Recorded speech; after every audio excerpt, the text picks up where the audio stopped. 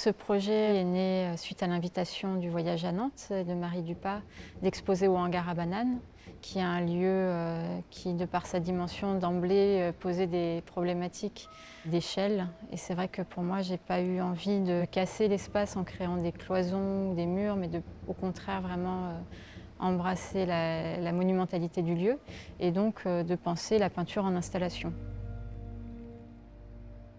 L'autre chose qui m'a intéressée, c'était vraiment l'idée du positionnement du bâtiment dans la ville, qui était ce bâtiment où se déchargeaient les bateaux de marine marchande, les cargaisons, et ce lien que je pouvais faire assez intuitivement entre la ville de Nantes et la ville de Los Angeles, dans laquelle j'habite maintenant depuis 4 ans et dans laquelle je travaille, et qui est aussi une ville tournée sur l'eau avec un grand port qui est le port de San Pedro.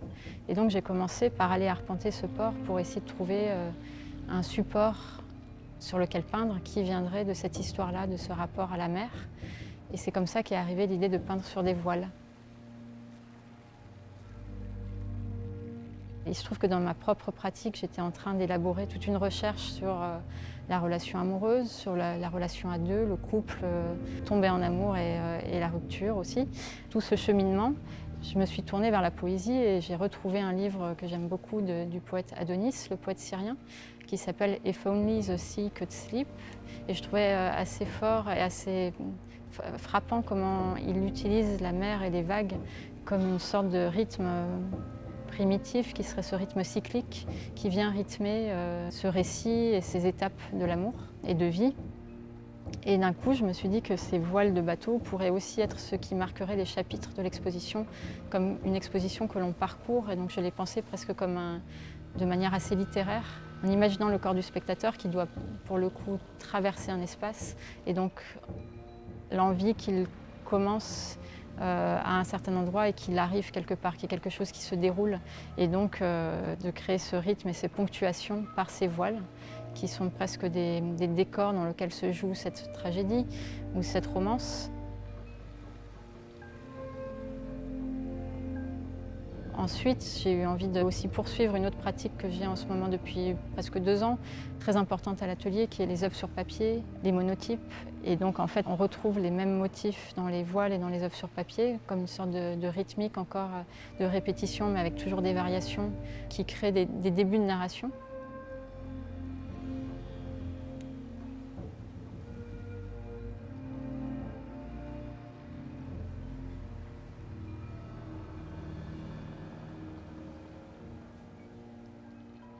Pour cette exposition, toutes les peintures qui flottent en fait au milieu de l'espace sont peintes sur des anciennes voiles de bateau qui ont gardé des traces de leur utilisation première, des taches, des déchirures, parce que les immatriculations des bateaux, des lettrages, des numéros. Et en fait, chaque rectangle est composé d'une dizaine de voiles différentes, découpées, réassemblées. Donc il y a vraiment un travail de patchwork, on va dire, en amont pour créer ces formes-là, et sur lesquelles j'ai peint, mais sans utiliser de la peinture, plutôt en utilisant des matériaux de bricolage, des huiles de moteur, notamment des huiles de bateau, des vernis, tout ce qui peut être utilisé dans des chantiers maritimes. Pour un petit peu, je voulais que ça s'intègre bien au support et que ça sorte de la tâche, que ces corps fantômes qui flottent soient issus vraiment du support qui les porte. Ce qui m'intéresse aussi, c'est que quand on applique de l'huile sur ces voiles, elles deviennent transparentes. Donc en fait, suivant les rayons du soleil pendant la journée dans l'exposition, on va vraiment avoir presque un effet vitrail dans certaines voiles. Quand le soleil vient taper dessus, là où les corps sont peints avec cette huile, d'un coup la transparence se révèle.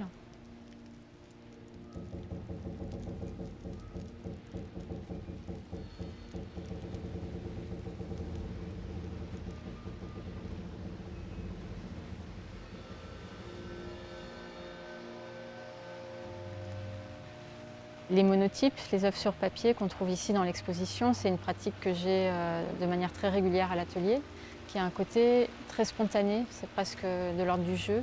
D'ailleurs, c'est une technique très simple qu'on emploie souvent pour les enfants, parce que ça ne nécessite pas beaucoup de virtuosité. En fait, c'est de la peinture sur plexiglas, et ensuite c'est passé sous une presse. L'image est imprimée qu'une seule fois, c'est-à-dire que monotype, vraiment, il y a cette idée que chaque impression est différente.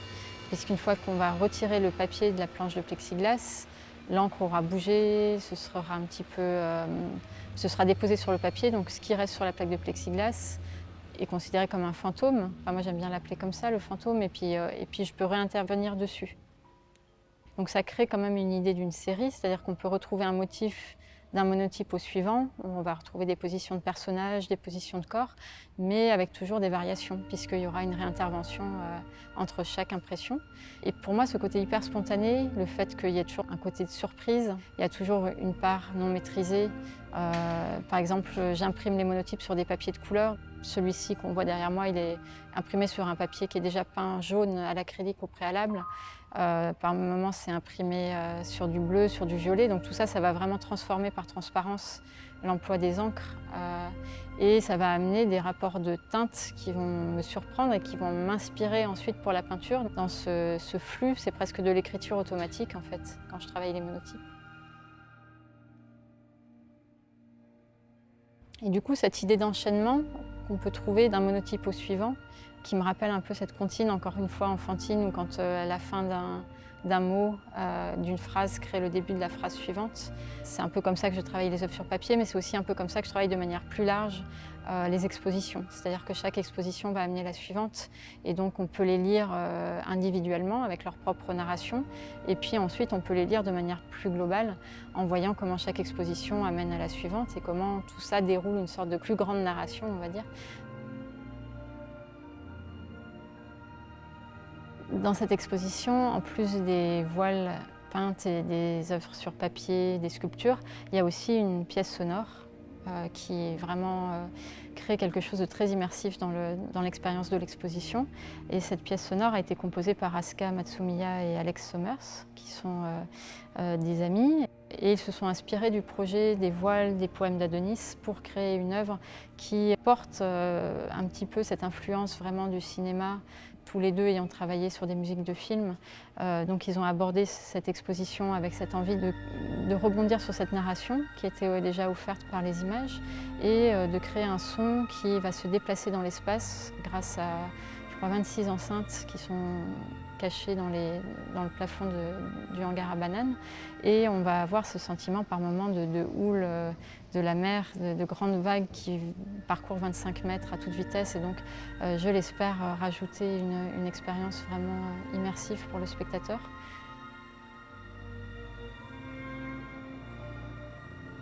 J'ai souvent eu envie de mêler la peinture à d'autres temporalités. C'est vrai que le temps de la peinture est un temps assez particulier puisque c'est quelque chose qui s'éteint jamais, qui est là avant que le spectateur arrive, qui existe encore après que le spectateur repart. J'aime à penser aussi que ça continue à nous regarder, que la peinture nous regarde, on la regarde et puis elle continue à regarder même si on ferme les yeux. Alors que le temps de la musique ou le temps de la danse, le temps du cinéma sont des choses qu'on active. Et du coup, de mélanger ces temporalités très différentes dans un même espace, à mon avis, on crée un troisième temps dans lequel il y a quelque chose à vraiment creuser pour moi. J'ai déjà commencé des collaborations à Los Angeles avec Dimitri Chamblas, le chorégraphe, autour de cette idée de la danse, du corps dansé, du corps peint ou du corps sculpté. Donc c'est quelque chose que je vais vraiment être amenée à poursuivre dans les prochains mois, dans les prochaines années.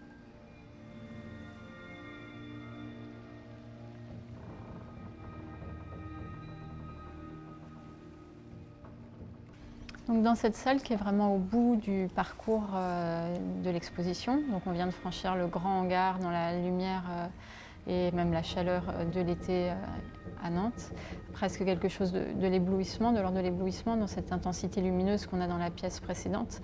Et on arrive ici dans un espace beaucoup plus réduit, dans la pénombre.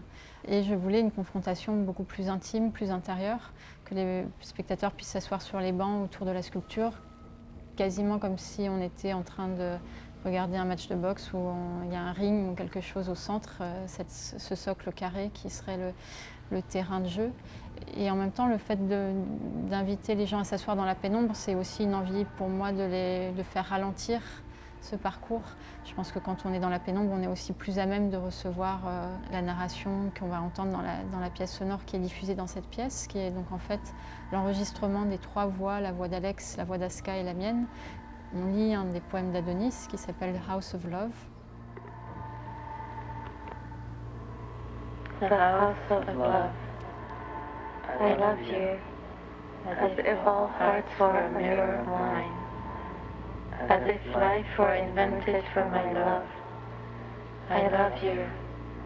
Oh, how much I believed it from your lips. Built my heart into a road and a house. Hung it like a cloud over cloud. Ils sont intervenus sur les voix pour créer cet effet de presque boîte de musique qui déraille quelque peu, donc avec une sorte de légère inquiétude, quelque chose qu'on retrouve un peu dans mon travail, où même s'il y a des moments de tendresse, il y a toujours une ambiguïté, est-ce qu'on va basculer vers la violence, ou alors souvent je prends l'exemple du baiser amoureux, où parfois ça dérape sur le vampire, le cannibalisme. Donc voilà, ici c'est un espace, on va dire, plus intérieur.